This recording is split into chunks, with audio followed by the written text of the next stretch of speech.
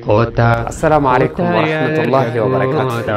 وجدا وجي سفكاتا دلوت دبو قبا تاريخاتي تاتا. السلام عليكم ورحمة الله وبركاته. دعوة تخينا خن غريلي تينا خنين غري الدار تركمتن أرانتنا خيسوم لما أكاي سوديو خينا سوديو عليه سانة تكابدين فجرا خيسوم لمن أميروتا غريلي تينا راي garee hasbunallaah wa ni'mal wakiil amiroota isiidhaati jechuudha. Amiroota kana lamaan inshallah takka takkaan maqaa isaanii ifuma isaaniitiif if isin barsiisu warra tajaajiloota amatoota baay'eedhaaf garee keenyarra tajaajilaa turan deemee amanni waliin nama fida ijoollee teenya isinii wajjinis guyyaa takka waliin nama dhufna jee yaada jechuudha. Akkuma har'a isaanii wajjin waliin dhufne kana guyyaa tokko dhufnee isinii wajjinis waluma argina jechuudha. Realitii wannichi manaama isiniif fakkaatu san zaahira jechuudha. Akkana jechuun wani nama agarsiisu jechuudha. Ani mana kiyya kanatti ijoollee baay'eetu na bira dhufa warra garee hasbunallaah wa ni'mal wakiil. Kana qofaa miti hoggaan Oromiyaa keessa deemu ijoollee baay'ee wajjin wal arka. Waa hedduu wajjin wal nu barsiisee jechuu dandeessan jechuudha. Inshallah garee hasbunallaah jalqabarraa eegalee warreen hoogganaa turanidha amiroonni kuni. Mee maqaa isaaniirraa haa eegallu haa isin barsiisan inshallah.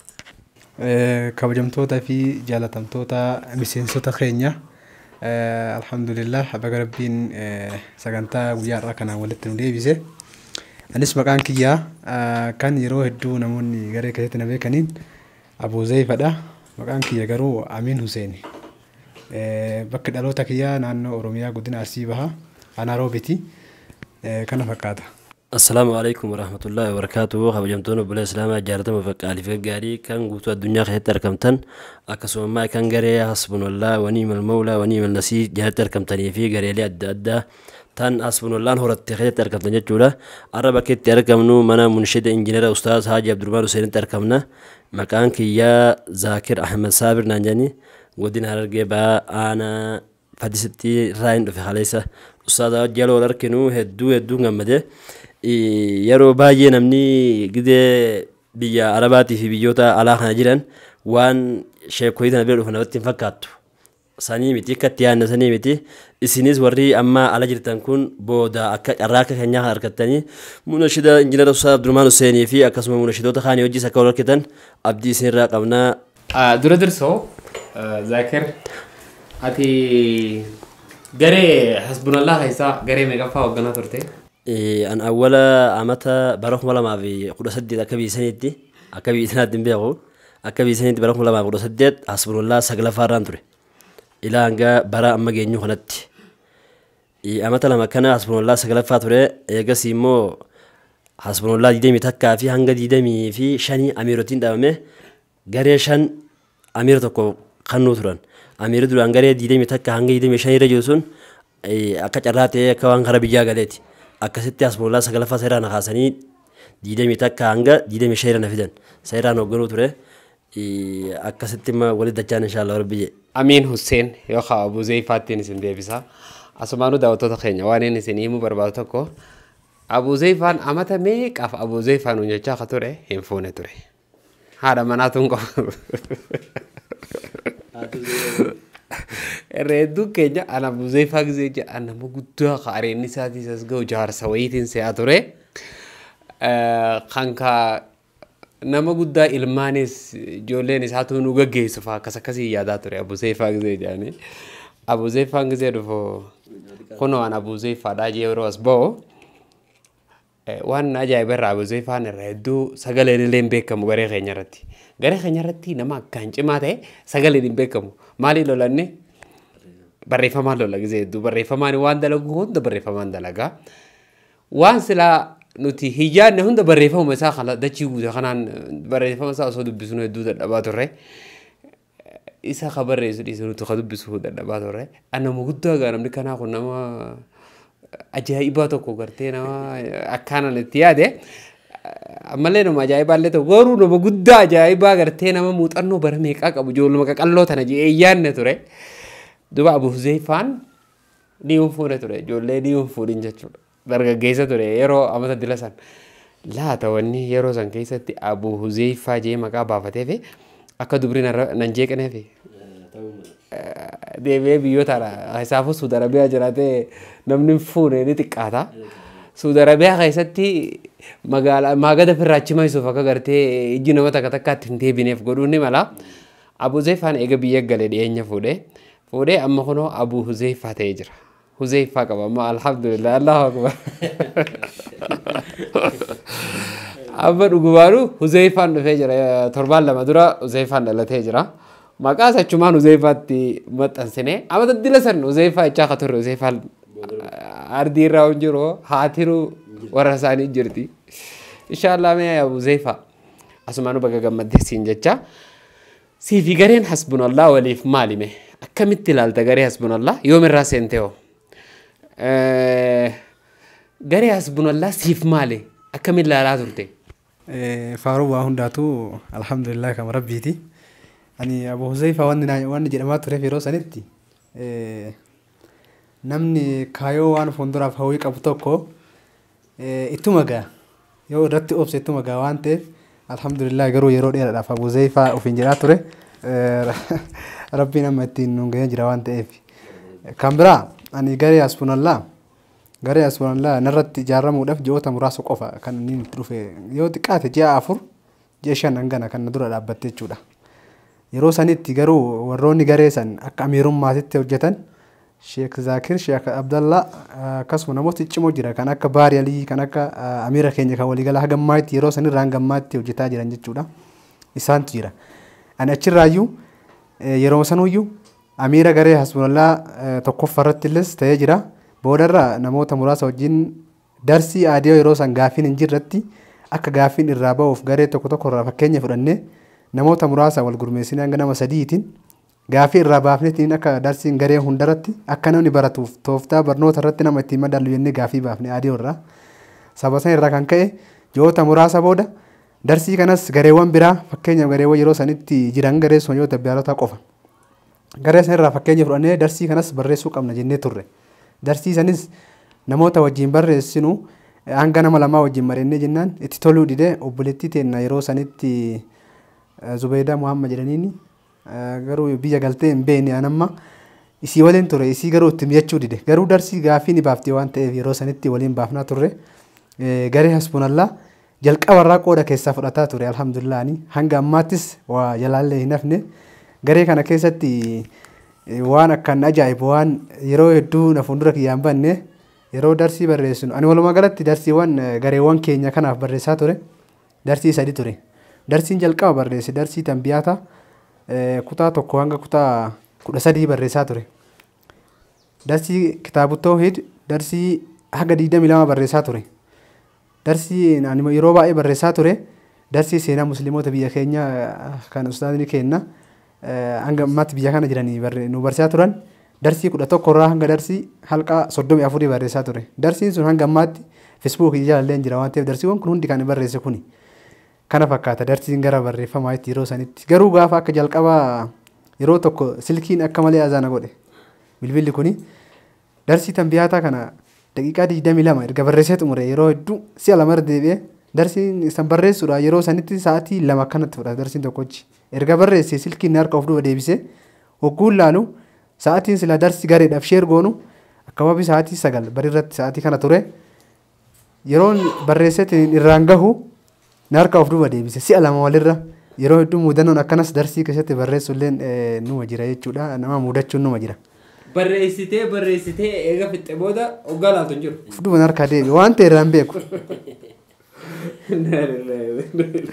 Kunis muudannoo ani dagachuu hin dandeenye garee kana keessatti jechuudha. Hangam nama aarsa waan sa'a 2 guutuu osoo teessee barreessitu dhaggeeffachaa barreessitu sa'a 2 guutuu barreessitu gisee dhabdee. Sanuu halkan guyyaa dalagaa arabaa dalaynaa halkan. Qalamaa qofa osoo hin taane barreeffamni jawwaalaan barreessan kun nama tarree lama amma saffaa tokko barreessee beeka. Gaafii baasuu dhiisi.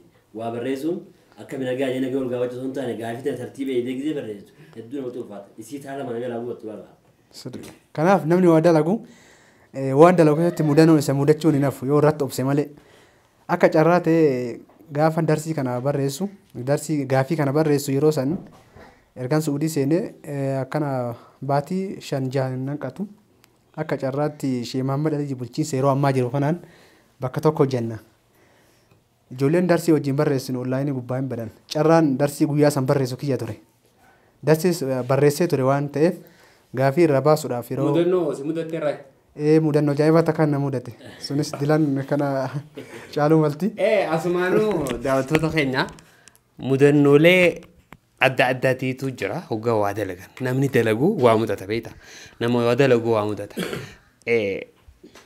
ijoolleen tun ijoollee biyyoota arabaa kana environmentii isaanii kana jijjiirte jechuun ijoollee teenyaaf jechuudha arabaaf illee osoo hin taane hawaasa keenya kan biyya arabaa kana keessa jiru environmentii biyya san keessa jiru kan jijjiirte jechuudha akkuma beektan ijoolleen biyya arabaa jirtu kun bu'a bahii meeqa keessa bahaniiti waan hedduu waan shari'aa diiguu keessaas dabranii biyyoota arabaa tana gahan achi hoggaa gaanis waan shari'aa diiguu dira jira wantoota kana jijjiiruu qabna jaanii dhiira lafaa kaatee jijjiirte jechuu dandeessa mudannoolee adda addaa arrama ijoolleen biyya arabaa keessa jirtu hundi garee adda addaa keessatti hirmaatanii barnoota baratan haala kana kamijjeessan laaftutti hin dhufne qabsoo dhiirtitti qabsoo teene jijjiiramna kon dhufe irra hedduun ijoollee biyyoota arabaa keessa jiranii har'a quraana ijoollee meeqaan beekan kan quraana aliif irraa eegalanii fixan kan baadiyyatti biyya isaaniitti uummata kan bahin ijoollee meeqaan beeka kan kitaaba hiree kitaaba qara'uun harkatiin eegaas gubbaa dhufan kitaaba meeqa baratanii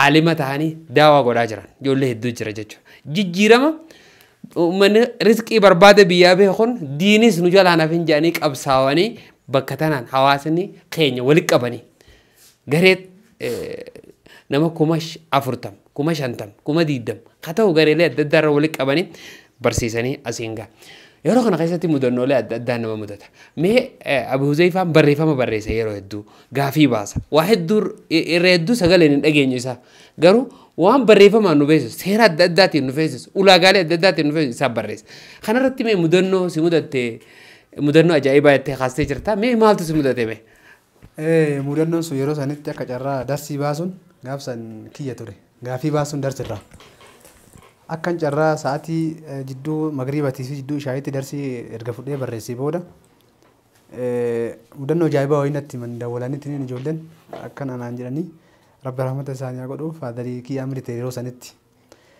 khalaas ani yeroo sanitti akkan godhu dhabee nama hundaan dawwala olaayinii gubbaa hin dhabe taraan guyyaa gaafii baastus waa hunda dalaytus siitu harkaa qaba ana harkaa qaba Sheikh Muhammad Imbicha yeroo sanitti wala foo jirra isas dawalee waamee tichuuf gaafii san barreessettiniin xannoo akkasiin qabu baasu darsii gaafii irra waan ta'eef kallattiidhaan dawaluuf intarneeta fayyadama waan ta'eef mallaa keessaan qabu ijoolleen darsii wajjin baafnu biyya Dubaayii fi Kuwait yeroo sanitti shamarran lamaan sun jechuudha khalaas akkin godhu dhabee yeroo muraasa booda akkuma godhu dhabee ta'in darsiisan nu akkasumatti gaafii san baasee qopheesse ergasii Sheikh Muhammad isin dhufanii itti mee hedduu du'aa hinaa godhanii hedduu isaanis waa baay'ee nuun jedhanii yeroo san bira kunni mudannoon kunis mudannoo na keessa baduu hin dandeenye ani yeroo garee hasbunallaah tuni yoo gareewwan hundarraa haasa'uu hin dandeenye garuu gareen tani garee hundaaf hangafa kan taatedha bu'uura waan taateef gareewwan yeroo ammaa kanatti akka garee alhayaati biiftuu islaamaa daandii alhudaa kunniin damee garee hasbunallaahti dhugumatti jechuudha. Kanaaf garee hasbunallaah irraa seenaa isii haasaa jirra malee gareen hunduu gareen seenaa qabuu fi mudannoo keessatti nama dhaben jiru waan ta'eef gareen hasbunallaah kuni yeroo dheeraa kan hojjetaa turre ani sagalee yeroo dubbadhee hin beeku namni sagalee koo dhaga'u Sheikh Aliyyi fi Sheikh Muhammad qofa ture yeroo baay'ee hatta ijoollee madarsii wajjin baafnu kana nama tokko jira yani Zubeer jedhaniini amata tokko waliin dalagaa turre gaafii erga garee gara alhayaatirra wajjin jijjiiramee inni garee hasbunallaah irra bu'ee ani garee alhayaatitti dhufee gaafii wajjin baasaa turre amata tokko turre osoo sagalee kiyya takka hin dhagahin gaana fakka carraa lakkoofsa iimootiin na dawwaleetiin hin jedhu sagalee kiyya har'an dhagahinaan jira yeroo jalqabaatiif hedduu dinqisiifate waan biraatiif miti barreeffama natti tola waan ta'eef malee sagalee haasa'ullee namaa rakkoon qabu garuu yeroo sanitti ani yeroo baay'ee wanni ittiin fayyadamu sagalee inumaan dubbadhu ture hattan hanga amiironni alhayaat waliigalaatti fi hanga garee hasbunallaah Sheikh Muhammad Aliyyi hanga natti aaran takka ga'e sagaleedhaan waan fedhan isaan qubee takka barreessuun fedhan yaada qaban san sagaleedhaan ibsatanii akkasitti akkan sagaleedhaan ibsuuf fedhan malee akka ani barreeffama saniitti ibsuuf takka illee fedhan Sheikh Aliyyi fa jechoota bakka waan tokko aaraniitu mana bira deeman yeroo baay'ee waan jechoo jedhan sagaleemaan dubbatanii yoo waan barreeffamatti erga barreeffama kiyya nuun laalan hanga turee yoo nama tergee akkasitti ilaalan malee ani immoo yeroo sanitti bara sagalee dubbachuu tasuma nu yaadu barreeffamaan fayyada waan ta'eef sirriitti waan isaan sagaleedhaan haga fedhaasaan osoo isaan sagalee san geessin yaada isaanii san barreeffamaan ibsee fi ergaafani. Kanatti sababa kana barreeffamatti fayyadamaa ture. Sababa kanarraa kan ka'e darsilleen haala sana mijechuun naaf tole barreessuun yeroo natti fudhatu waan ta'eef barreessaa ture ani. Waan nama ajaa'ibu daawwattoota keenya Abuuzeefaan dandeettii barreeffamaa rabbiin nama adda addaatiif kanna dandeettii barreeffamaa kanneef. Garee teenya barreeffama jechuun kun beete dura barreeffama jechuun waan biyyaan hoogganani waan biyya takkaan bulchani dandeettii hawaasni tokko hawaasa tokkoon jijjiiru keessaa takka barreeffama jechuun. Barreeffamaan Abuuzeefaan akkasitti dalaguunsaa waan nama ajaa'ibu ta'ee hundirra kan ajaa'ibu garuu laal abbaa keetii du'e jaaniini fuula rabbii deemanii jiran faazariin keessan jaaniini guyyaa kana sagantaa qabaasu isa barreeffama barreessu isa gaafii ijoolleedhaaf barreeffama kan qopheessu isa sagantaan dillu kun irra wali qabamtee jirti sagantaa kana barreessamu faazarii isaatii du'e sammuun isaa meeqam ilaale faazarii kee du'e jariin imimmaan ija isaanii irraan gayyaasaa gaheen garee teenyaatis abadan dhaabbachuun qabdu jechuun isa dhagaamuun hangam takka laffaatii akkam akka ta'e amiroota keenya warreen sagantaalee adda addaa onlaayina kana jijjiiruudhaaf feesbuuk haa taatu arraan tana keessatti sooshaal miidiyaa gosa hedduu jira hundumarrattu laffa'anii hawaasachi gubbaa jiru san jijjiiruun arraan tana addunyaan tiiktook irraa iyyaa jirti wayi tiiktook kana jijjiiruun nama danda'ama dhiiraa jijjiiraa waan ta'eef feesbuuk irraa iyyaa turan feesbuukni kun haraam fasbuuk warra waa hedduu jedhanii jira. Egaa feesbuuk maali kun fasbuuk jedhanii daawaa irraa godhaa turte ulamaa hin gariin ulamaa'onni gaafa dura daawaa irraa godhaa turan san bakki tun bootuma isii irratti ol baanii madaraka isii irratti ol baanii daawaa irraa godhanii hawaasa gubbaa jiru jijjiiruun isaanii galtee sooshaal miidiyaa irratti ol baate hawaasa ifii jijjiiru jechuun fooyyedhaa miti duba barreeffamaan ilaa haddii kanaa ijoolleen qalloon isin gartan tun laffaatii hawaasa keenya kan onlaayina gubbaa jijjiiruu irratti gahee guddaa qaban jechuudha. Mee Zaakirrittiin achi deebi'a. Zaakir mee ati hoo mudannoolee adda addaa wanni qabdu ni jira. Siifi hasbunallaan waliif maali? Waan joo irratti mee mudannooleen achirratti qabdu yoo jiraates irraa nu tuttuqii. Especially networkiin adda addaa nama cinquu danda'a. Waan adda addaati jira mee? Mudannooleen hasbunallaanaa fi hasbunallaan waliif foonii waliif lafee waliif qaama jechuudha qaama nama tokkooti. Qaama waggaan juu hasbunallaan tuni na dura waggaa kan geessirratti fakkaatu. Gaafa isin walaayita saaddoo jirtanis quba qabna garuu gaafa seenuudhaaf hedduu hireennuuf min hayyamne egaa bubullee booda seenne. Hasbunallaa tana keessatti mudannoon hedduu nama qabata. Akka tasaa ta'ee gaaf tokko qormaata bara 2017 fakkaata waggaa 4 kana dura jechuudha. Qormaanni garee waliigala arra nuti amiira waan taaneef amiironni kun miseensa dura guyyaa takka lama kana qorama ture guyyaa silaa qormaata gaafiin baatu kana ana akka tasaa ta'ee neetiin na dura dhaabbatte anaa fi waa'ila keenya tokko Sharaf Mahamadii wal bira jira Sharaf kunis warra gaafii baasurraa bakki nuti bobbaanu karaa bakki nuti gallu bakka takka bakka daleenu sana qofatti bakka wal bira gallu sana qofatti gaafii tana hojjechuu dandeenye bakka bobbaanutti silkii fudhannee aanaan nama adda addaan bakka sana yoo dhumuu baatte asii gizee galle yeroo nu gala geessee jirti saa hoolama hanga hoolama natti fakkaatti neetiin kiyya dhumte neetii kan argachuudhaaf haalli biisanii akkuma isinuu beeytan hedduu nama sodaachisa biqaalaa ammaa hoo shaqatteen dhaqanii neetii sana guuttachuudhaaf haardii irraa hedduu namatti ulfaata waan ta'eef arra akkamiin ta'uu qaba waan jiru sammuu keessatti hedduu na deeme akkasittiin sheemmaammi dawwalee sheemmaammata achiraa neetiin aanaqee sa'aata kan naaf himma yeroo dhumachuudhaaf sa'aata kittiin keessatti achirraa haardii aanaqee hojjedhee gaafii dabarsee jechuudha. Waan akkanaa nama mudata tarii namni waan akkanaa mudate jiraachuun ni mala waan sana immoo akka ta'ee akkuma dabarsanitti obsa nama barbaachisa waan ta'u mudannoon qabu takka tana. Inni lamadaa Sharaf Mahamadii kanaa wajjirraa Abuuzeefaadhaa wajjiin gaafii baasan.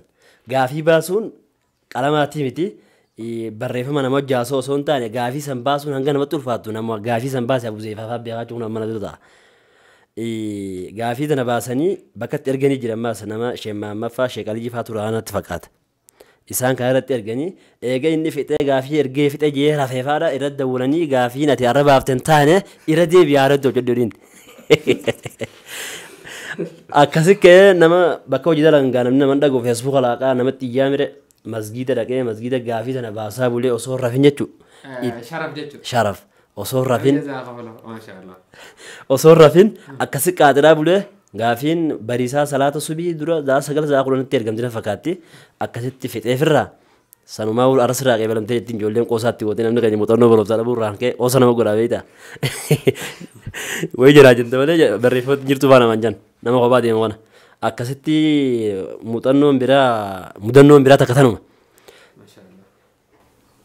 Mee waan inni asumaanuu si gaafachuu fadhu waa'ee sharaf kaaftee turte sharaf garee kana keessatti hangam takka akka inni tattaafatu irraa kaastee turte sharaf jechuun nama akkamii asumaanuu? Wallaahi sharaf kun namuma baratumaan hojii jiraate namni hedduun haalaan dinqisiifachuu ture. Maaliif jennaan maaliif sharaf irraa qabadde Abu Zeefaan faanis obbolee teenya iftuu faajii sheemaamji shaalii yarii jajjaboon osoo jiranii jajjabaan kanuma sibila jiruutti irratti mul'ata.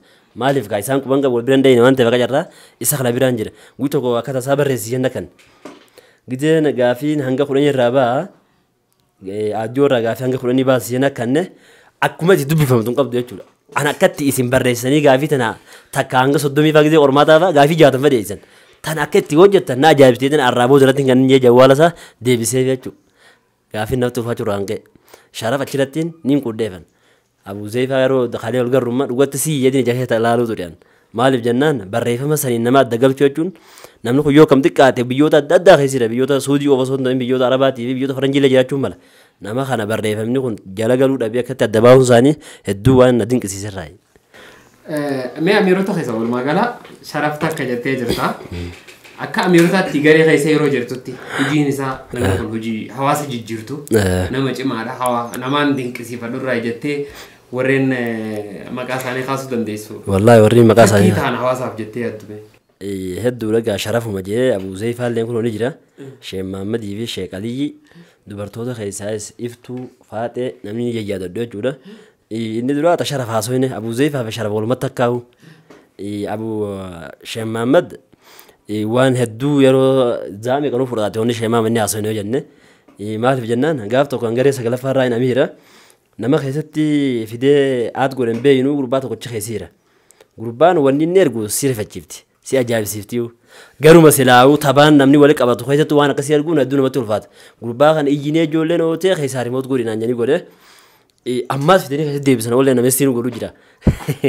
Dadhabne gaafa irraa sodaadheewu. Ana Sheekh Mahammadii himu qabna waan jiru ijoolleen irraa soyitee Sheekh Mahammadii ibne Sheekh Mahammadii. Allah baalagee musalsala adda addaati uuma sirriitti dhagine hin qabu. Muuziqaan si maganii gua. Sheekh Mahammadii himu qabna waan jiru walirraa soyine Sheekh Mahammadii ibne.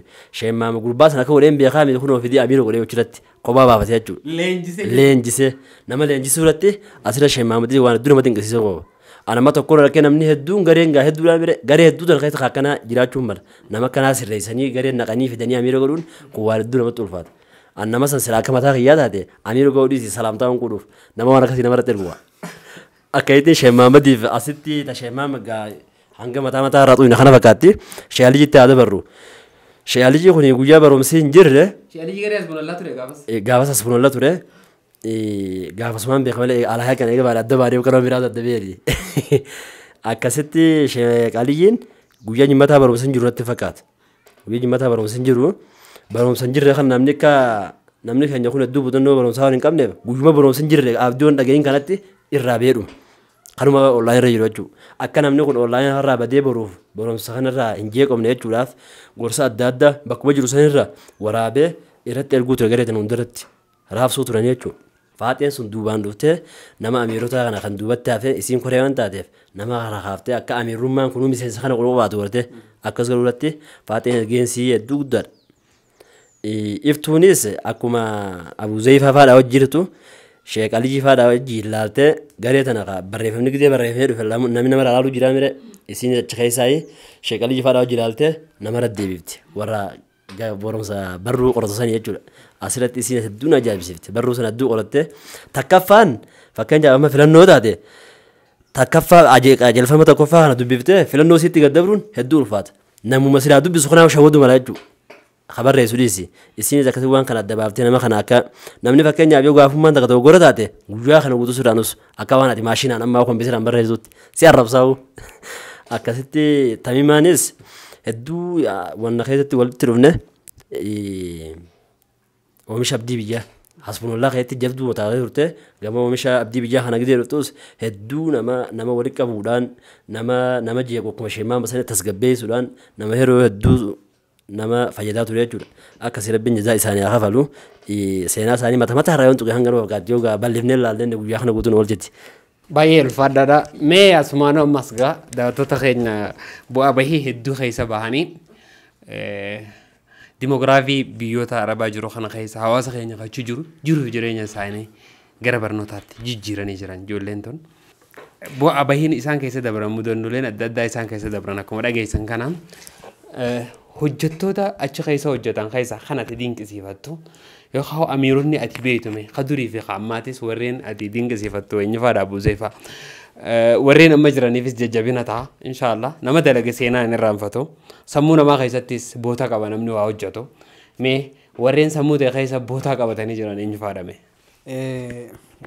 Walumaa galatti hojiin ani garee keessatti dalagaa ture yeroo baay'ee barreeffama darsii barreeffamatti jiruu fi gaafii baasudha. Garuu yeroo hedduu irratti dalagaa turre darsii gaafii baasuu kana namoota yeroo dheeraa wajjin barreessine gaafa jalqaba garee hasbunallaah irraa eegallee hanga alhayaat irra turetti warroota hedduun nu biraa jijjiirame kun jijjiiramu kaanuma dhufa. Garuu nuti warroota yeroo baay'ee gaafii wajjin baafnu kana jalqaba garee hasbunallaah irratti obboleettii teenna Zubaydaa Muhammad, Iftuu Muhammadii fi Sharaf turan. Mustafaanis dhihoo kana jechuudha innis kan gaafii baasuu irratti nu wajjin hirmaatee erga garee gara alhayaat irra dhufeedha. Ijoollee kana wajjin namni gaafii baasu anaa fi Zubaydaa ture jalqaba Iftuunis eegasii dhufte. Garuu akkaataa nuti gaafii kana itti baafnu darsii sana yoo xiqqaate si'a 2-3 irra deemee dhageeffannee bakka daqiiqaa irraa baafnu san erga dhageeffannee booda gaafii tokko hanga 10 jiran irraa baafne gaafii san dogongora qubee akkuma ta'etti geessinutti finnee bakka itti sirreessinu jira nuti warri koree sun qofti. Sirreessinee fakkeenyaaf akka afaan jiddu galeetti fakkeenya akka afaan arsiitii waan baase jecha wayii kan ijoolleen hargeen beene jira. Kan ammas kan isaan itti fayyadama kan uummatni arsii hin beene jira. Kana sirriitti irratti waliigallee jidduu sanitti afaan waliigalaatti fayyadamnee akka itti baasaa turre gaafii. Gaafii baasuu aadee dhageeffannee bagisee baafnu yeroo nutti fudhatu. Sirreessu yeroo turate yeroo baay'ee. Erga sirreessines nutis waliigallee sirreessinee xumurree ergina gara bulchitoota waliigalaatitti. Yeroo erginu isaanis yeroo kaan yeroo bakka dogongorri jiru hin taane kanatti sirreessaadhaan. Ganaa jecha isanis fuunee jecha biraa itti fayyadamna ammas. Sa'aatii akkanaatti irraa fudhataa ture gaafii baasuun. Haala kanaan gaafii baasuun namni haga fedhallee dhufu. Yeroo dheeraaf osoo gaafiin baasin dukkes ture akka xannoo fudhata malee takka dhufe naadiyoo baasee gaafii dhageeffate gaafii baasee ruuf hin kennu. Kana fakkaata waa'een gaafii. Kan biraa immoo warroota yeroo sanitti garee akka hojjetaniif waa baay'ee godhaa turre. Fakkeenyaaf amiirota tana garee dura bakka garee akka isaan garee tajaajilan fiduun duratti bakka itti leenjii kennamuuf jira. Kanneen bulchitoota waliigalaa wajjin murteessan yeroo san. Kanarraa ka'uudhaan amiironni achirratti nuti leenjii kenninuuf kuni yeroo hedduu shaaliyii fi bulchiinsa koree waliigalaa kan ture yeroo sanitti garee jalqaba garee alhayaat ijaaramtee koree ture inni Abdurrahmaan Abdulqaadiri ijoollee arsii baaleeti. Innis amiirota leenjisuu kanarrattii fi waa baay'ee dalagaa ture yeroo sanitti koreewwan yeroo dheeraa wajjin dalayne keessa tokko isa ture. Erga innis bakka socho'ee booda warroonni koreewwan akka hangafaatitti akka jalqabaatitti wajjin dalagaa turre ila ammaatti shoora guddaa taphataa jiran. Sababa isaaniitiif gareen utubaa taatee jirtu akka Abdurrahmaan Haji Duubee Mustafaa Iftuu koreewwan baay'ee jiran gammaatti kan akka Maamad Amin Shariif Jimmarraa Zubeer Muhammad Janiin inni ijoollee arsiiti warroota akkanaa kanaa turan jechuudha. Koreewwan tuni fakkeenyaaf yeroo jalqaba gara koreetti isaan dhufan nama tokko koree hawaasummaa waliigalaa yoo isaaniif kennine kaan koree barnoota waliigalaa kaan koree seera raawwachiiftu kaan ammas gorsitootuma amiirota kaan immoo akka ijoolleen barattoonni miseensi garee irratti hirmaataniif yeroo takka guyyaarraa garee irratti akka sagalee erguuf akka jajjabeessu wantoota akkanaa kana. Garuu nuti garee tokkorratti yeroo marii goonu anam fakkeenyaaf yeroo sanitti itti gaafatamaa koree barnootaa ture gaafan jalqaba garee hasbunallaah irraa eegallu jechuudha hanga garee alhayaat irra turetti. Garuu hojiin koree hawaasummaa waliigalaa keessattis koree naamusaa keessattis koree seera raawwachiiftuu keessattis hunda wal gargaareetumaan hojjenna.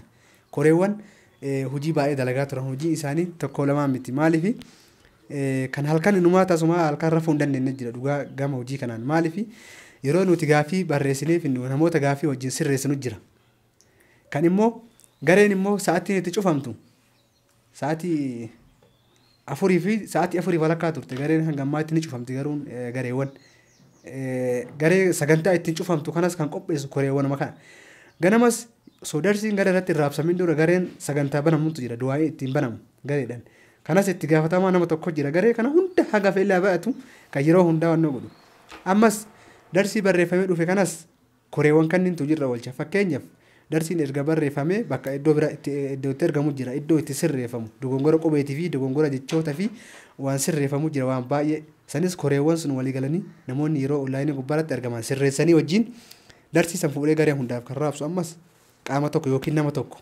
itti gaafatamummaa fudhatee yeroo inni jirretti bulchiinsa waliigalaatti yookiin nama bakka buusanii akka itti raabsamaa turan hojiin koreen tokko. Ati egaa warshaa kana keessa turte booda gara biyyaa dhuftee turte warshaa kana keessatti oomishamte matuma keetiif hojjechuu dandeenya.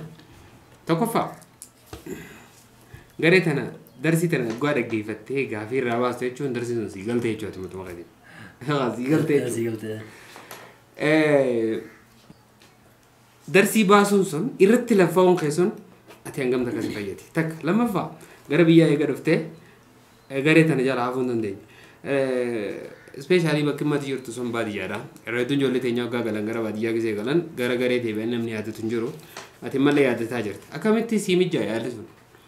Jalqaba irratti ani erga garee dhufe bu'aan ani garee irraa argadhe osoo miseensa garee kanaan fayyadin dura bu'aa irraa argadhe san ofitti amane sababa kiyyaan namoota hedduu hiriyoota hedduu garee kana dhufanii akka barnoota diinii kana qooda fudhataniif hedduu yaadaa tures hedduu irraa milkaa'es kan duuba deebinis hin harkanuma jiran.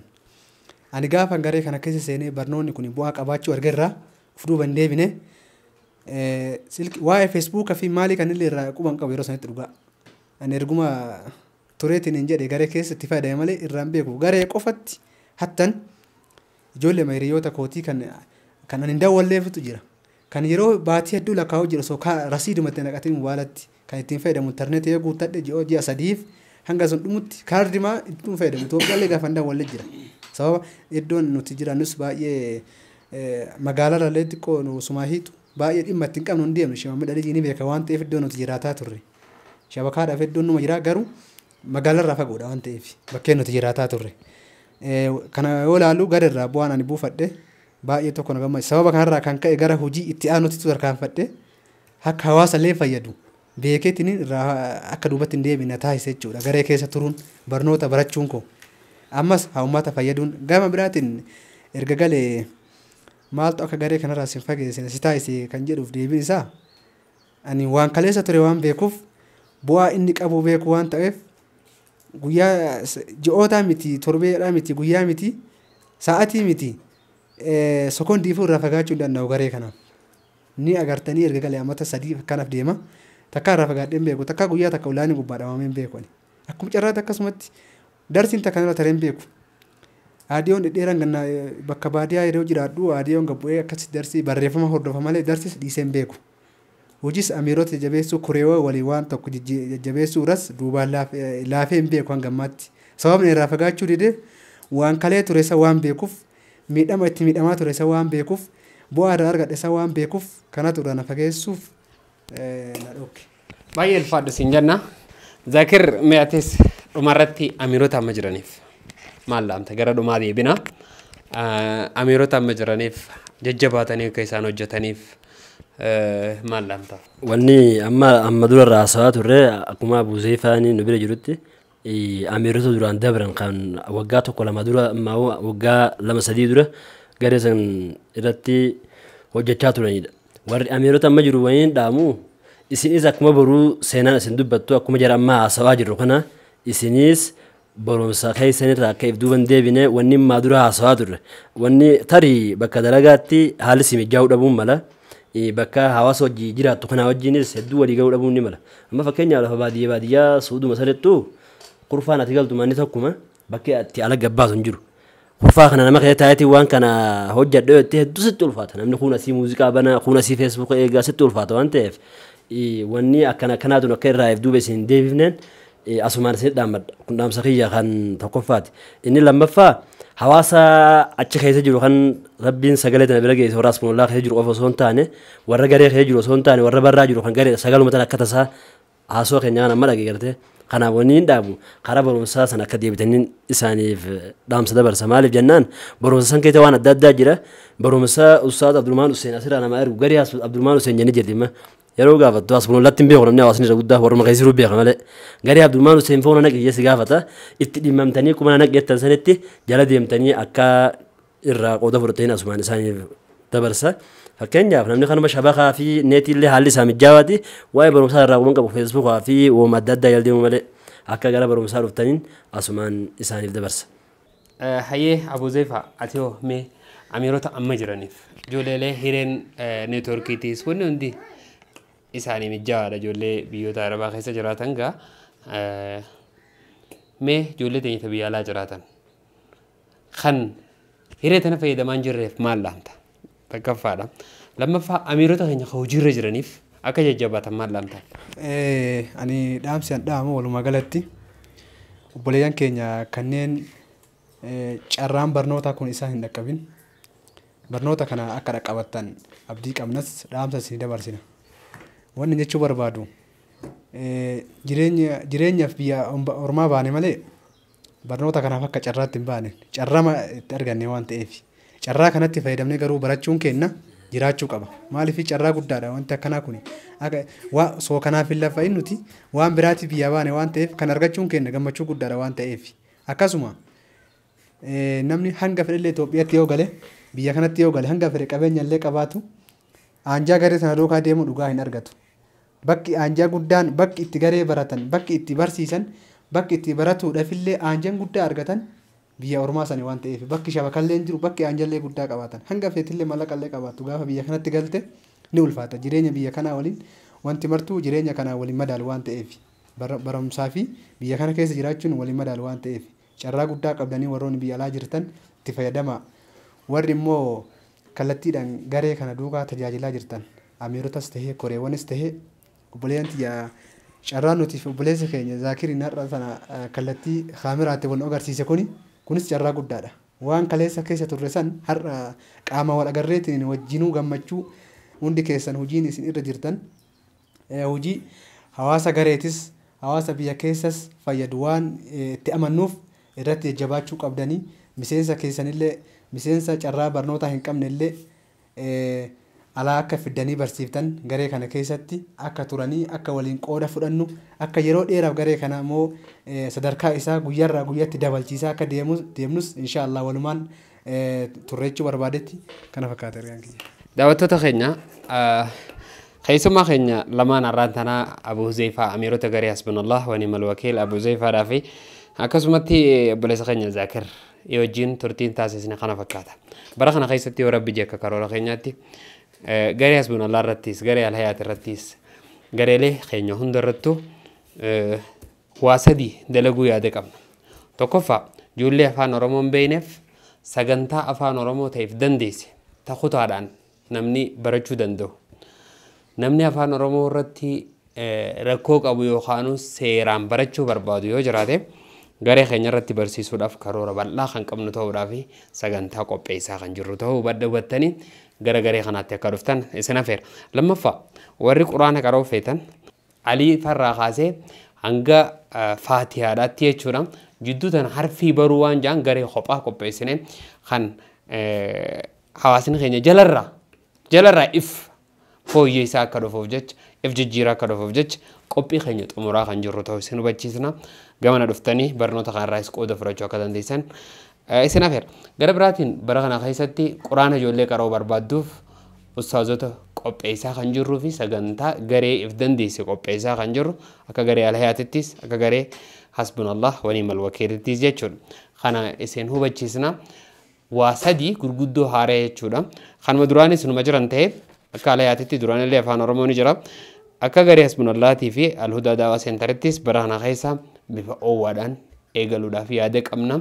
Inshaallah dhuftanii warri rakkoo afaan waa barreessuu qabdan afaan oromoo barreessuuf torbaan tokko qofatti barsiisota isin barsiisuu danda'an torbaan tokko waan feetan dubbistanii waan feetan barreessuu akka dandeessan barsiisota isin godhuu danda'an qopheessinee kan dhufnu ta'a inshaallah nuti hanga dandeenyutti hawaasa keenya jijjiiruuf tattaaffii godhaa jirra kitaabban warra quraana fixanii jiranii fi warreen gorsa adda addaa waan adda addaa qopheessaa jirra kitaabban ammoo kitaabban normaalii kitaaba shanjaa garee teenya irra deema kitaabban barachuu warri barbaadanis gamana dhuftanii kitaabban duraanuu deemaa waan jiraniif jecha kitaabban deemaa jiruu fi haaraa eegaluu feetanis akka irratti hirmaattan gamanumaan isin afeerra baay'ee ulfaadhaa isiniin jenna gorsoota babbareedaa fi jireenya keessatti ilmi namaa gorsi akka nyaataati akka beelotee nyaata sifeessutti gorsa sifeessa yeroo hunda dhaamsa adda addaatii fi gorsa adda addaa jiruuf jireenya biyya namaa keessa jiru irratti illee dhaamsa adda addaa gorsa babbareedaa adda addaa kan isinii dhiyeessinu ta'uu isin hubachiisa gamana dhiyaadhaa dhaatitti gara garee kanaatti barnoota keessan fudhadhaa isiniin jenna warreen gara biyyaa galaa jirtan qabamtanii yookaan biyyoota Saawudi Arabiyaa keessatti faa rakkachaa jirtan abshiruu jiru maattanaa yoo galtanis gara biyya teessanii galtan rabbii wohumaa fi malee khayrumaa fi malee hamtuudhaaf akkasiin goone beekaadha inshaallah isinummaan qoftiin rabbii hojii waliin dhabina duniyaan humaatii miti isiniin jenna duniyaa irratti waa iddoo nama qonnamaaf isin qonname wanni isin qonname yoo jiraates kanaas akkasiin nu hubadhaa baay'ee ulfaadhaa galatooma sagantaan keenya kaarraan tanaa kana fakkaata Abu Huzaifa inshaallah Abu Zaifaadha wajjinis inshaallah nagatti waliin jenna gaa'ee